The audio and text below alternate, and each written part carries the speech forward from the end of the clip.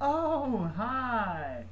Welcome to Horrible Horror, where I put my life on the line for your entertainment. Today we're going to take a little stroll into my corner of the world, namely Scandinavia. For we are digging into a little movie from 1987 called Berserker, the Nordic Curse.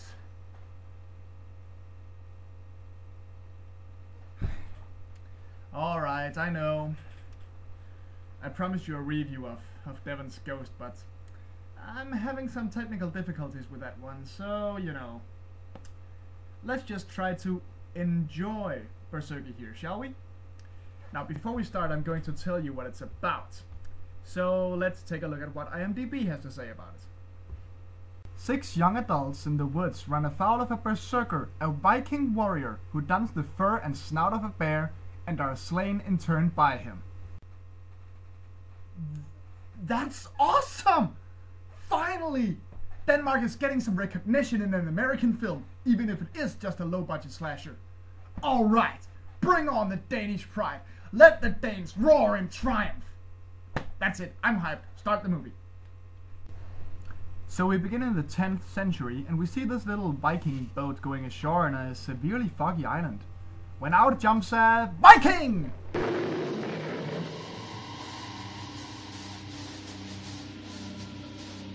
And then we get a lot of shots of a bear. Not just a bear puppet. Look how its head moves. I've never been so convinced that an animal was real in my life. So, after a bunch of shots of the bear, we are apparently back in the modern era. So, the point of that intro was... I mean, we don't really see anything. We see a boat, we see some random dude in fur, and we see a bear. That's it. Anyway, a couple of, well, old people are going for a walk along the shore, and of course they get lost. Suddenly, the man is attacked by a bear that's...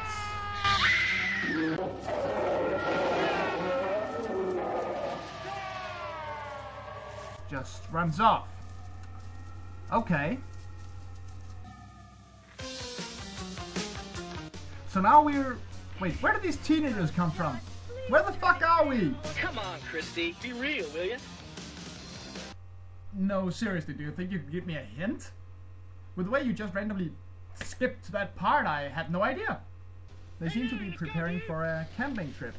They talk smack to each other for a while, they smoke some weed while driving, all the usual slasher stuff.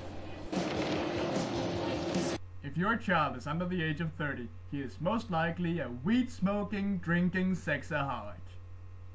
So the geek of the group, since there's always one, rummages through the encyclopedia he brought, because that's what you always bring to camp, and tells the viewer where they're going.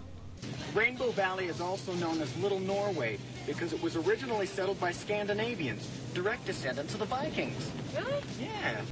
So it takes place in the USA. In a camp called Little Norway.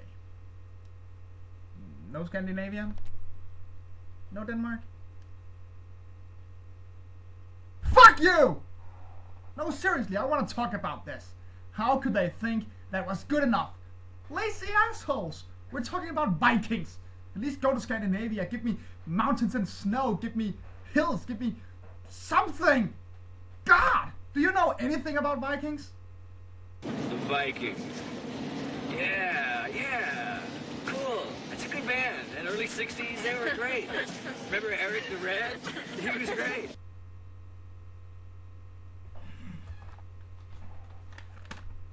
$100 says he dies first.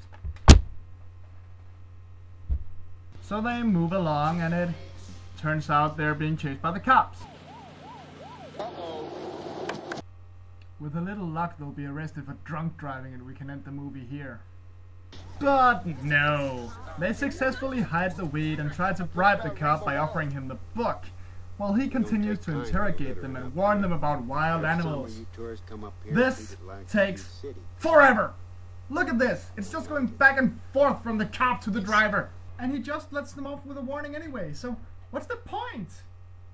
This makes for 3 minutes. 3 whole minutes of nothing but these two talking.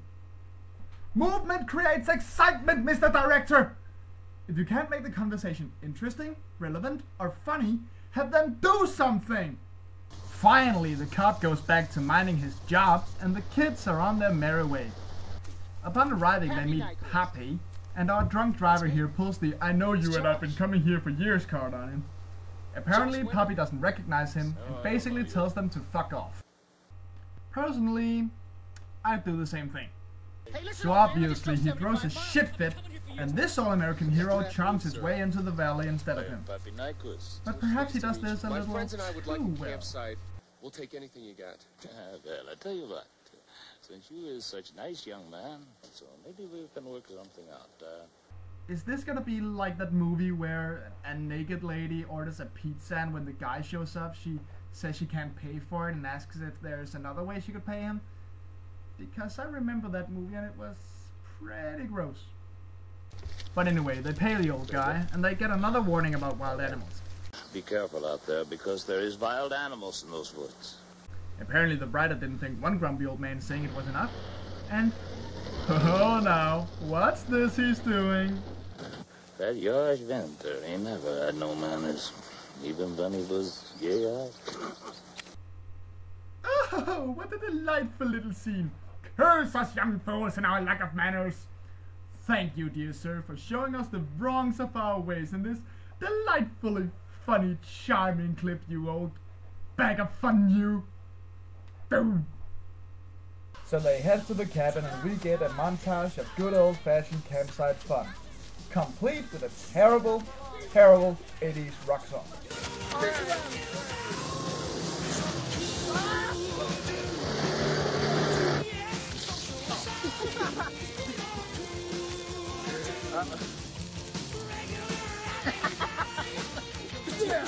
Yeah, because that's exactly how young people have fun.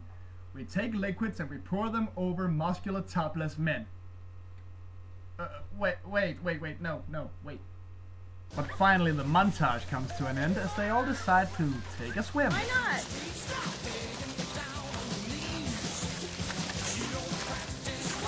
not? Yeah, that's it. Show them. Nah. Oh, you goddamn cocktease! Get back here!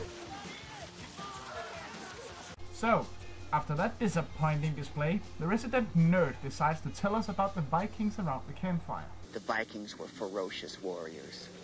The most feared of these ancient pirates were those that not only fought with a bloodlusting frenzy, but were also known to eat the flesh of their human victim. No, they didn't. But go on.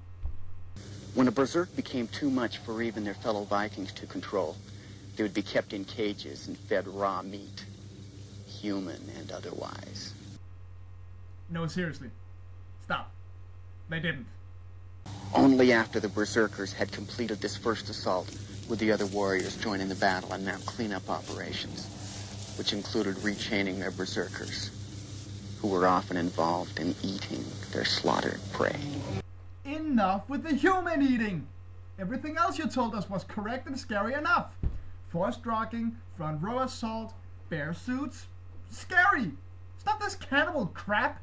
It doesn't make them any scarier, it makes it stupider! It is believed by many persons of Viking heritage that berserkers who ate human flesh. Oh my god, he's still going. It is said that living humans who are direct descendants of the berserk will always be in danger of being possessed by them. This possession by the berserk will cause the death of the possessed. What? No, they didn't! Come on! I want a berserker, not possessed zombie! The douchebag pulls the good old campfire prank that we always see in these movies, and everyone decides to go to bed. We skip the scene to the officer and Puppy playing chess and remembering who in their family died when. And they talk and talk and talk about nothing. Good freaking Lord. You got me, cousin. Finally, the cop decides to go take a look at the kids and leaves Poppy alone. Oh look, It's been 5 minutes of pointless nothings before we got to an important part. We're going for the gold here, people.